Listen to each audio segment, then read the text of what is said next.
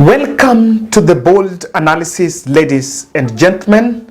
A day to the D-Day, and we continue to remind Kenyans and to urge Kenyans to turn out in their numbers so that you can vote for your preferred candidate from the presidential all the way to the devolved units, that is the governor, senator, and the ward rep. Today, there is a High Court order, or rather there is a case that has been filed by the UDA party that is led by Deputy President William Samoei Ruto to challenge the High Court order that was given on 5th August, compelling the commission to use the manual register to make sure that they incorporate the manual register as a backup or as a complementary to the digital register. This is a case that was filed today, and without mincing my words, I would want to say that it is a bit of a sinister move.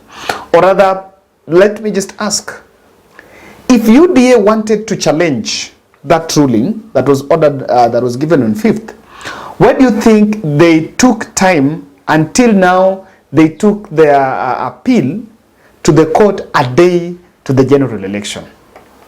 Of course, if a ruling was to be given, and I think it is registered to be urgent, if a ruling is to be given, then the best that it can is that it can suspend the High Court judgment. And that last minute, I don't know whether the commission will have time.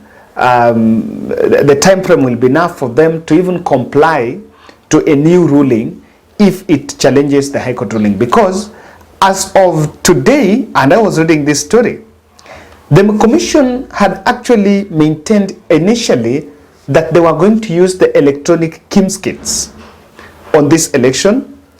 That is a position that was also shared by the UDA. But Azimio la Umoja presidential candidate Raila Odinga was coming out to say that manual register is a must to the backup, and it was supported by Azimio. So when Azimio went to court, the High Court pronounced itself that the commission must use the manual register. So, and I remember Raila initially saying that there will be no election on Tuesday without the manual register. Why do you think? Of course, we have done many videos and critical analysis on manual and electronic. Well, both of them, what I want to say is that there have been an argument of either manual can be abused vis-a-vis the digital register. But for me, I see both of them can be abused if someone wants to do some monkey business or if there is some sort of mischief. So on whether, I don't see that UDA are in good spirit pushing this case.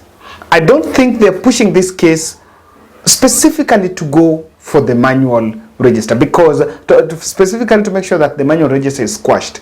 I think there is a sinister motive to this, and we are yet to unravel. That's what I want us to look at, because the hour, the day, and the manner in which it is done is, of course, showing some panic that maybe someone is sitting down and is trying to review his strategies, and those strategies may not be working out now. There is also another case that has been filed by a civil society. I want to get that. The Kenya Human Rights Commission on Monday also sued the IEBC over its decision to use statutory declaration forms on its online portal, public portal. The case was filed under certificate of urgency to compel the commission to use the forms 34A and 34B to show constituency in presidential results available on IEBC's online public portal. In the petition, the Rights Commission with another lobby group sued the IEBC, its chairman Chebukati, and Attorney General, in saying that, of course, the right stated that IEBC erred during the streaming of 2017 presidential results by delaying to publish Form 34A, that is the one at the constituency. The body also held that IEBC uploaded forms that were incomplete as they did not include all the necessary information. So this is just coming a day, and I think the commission is set. However, I am so skeptical on the motive of UDA. That's what I want to look at. Kindly subscribe to our channel, click the notification bell, and guys, continue subscribing. Now, my people from Busia, I want to introduce for you my good friend Hilary Itela. Hilary Itela is vying for Senate in Busia with an amazing manifesto. Remember, the Senate seat in the devolved units, is an oversight seat. So, of course, there will be in a position to oversight the role of the governor and the expenditures at the county level. And that is one of the custodians of devolution. So if you support devolution, you need to go for Super Senator Hilary Itela. Guys, we are also doing the 50 Bob Challenge, support for Sarah. It's still continuing. I know in the course of the next 7 days, next week, Wednesday, yes, we'll be closing it and maybe review if there will be need for us to extend or see what we can do. But I continue to urge you people that we're only donating like 50 shillings. Is one of our own. She's in Kenyatta Hospital suffering acute leukemia. The bill inflated to 1 million, 1.5. So NHIF covered the bed and some other expenses.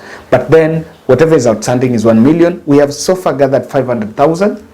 So we are 500,000 short of the target, and we believe that can still be achieved. The number is there, 0710 62 78 89. That's directly my number. Kevin Oduor Olo.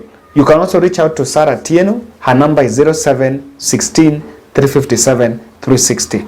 I want us to go directly to where UDA has submitted that petition.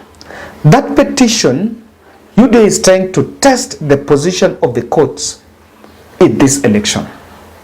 Because one thing I know is this: if the petition, if the case is filed in High Court, or rather in Court of Appeal, it's in the Court of Appeal, and the Court of Appeal gives a favorable judgment, which in this case is just to bring an injunction on the High Court order, so that IEBC does not use the manual register, then it will be understood, or rather it can be understood in some context, that the courts are siding with UDA. But then, I think William Ruto is just trying to test, and this will create a very good environment for any Supreme Court petition, because they've already tried Court of Appeal. If they go to Court of Appeal and that the appeal doesn't go through, and IEBC uses the manual register, remember it is just a few hours to the election, then what does that mean? It only means that UDA shall have got a loss from the courts. And it will be understood in this way, because Royal said without manual register, no election. So someone also wants to provoke a conversation, just to provoke that conversation of manual or of electronic. Because for me, I think that was already a done deal. It had already been sealed, and that was already decided. I think the UDA wing, they're not pushing this in true faith, but they want to see how Azimio would react, or rather it will create some anxiety.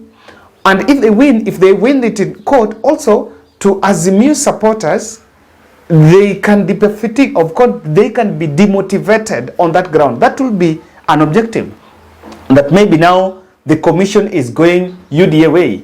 It's just a matter of trying to win some few, create some unnecessary anxiety. But then, I think if it doesn't go through, the UDA are also trying to come up with a strategy to discredit the commission. One thing I can tell you is this: if the results goes against their wish, or even against Azimio wish, then the people that are going to face the wrath, the punching bag, is going to be the commission. And someone will start saying now, the commission was never prepared. We told the commission to use manual. They refused. We told the commission to go exclusively electronic. They refused. And of course, that is already creating an environment. Because one thing you will know is, however much the election is going to be free and fair, there are going to be undertones of some election malpractice. Already there are stories about marked ballot paper. So someone will use that the commission, everything went Azimio way. That is something that you can see. UDA is trying to get an audience with the commission. I don't know whether this is going to be addressed fully, because one thing they want is that the next press briefing that Chebukati is going to hold, Chebukati is going to talk about this case. Do they have still an obligation to comply to any High Court order now?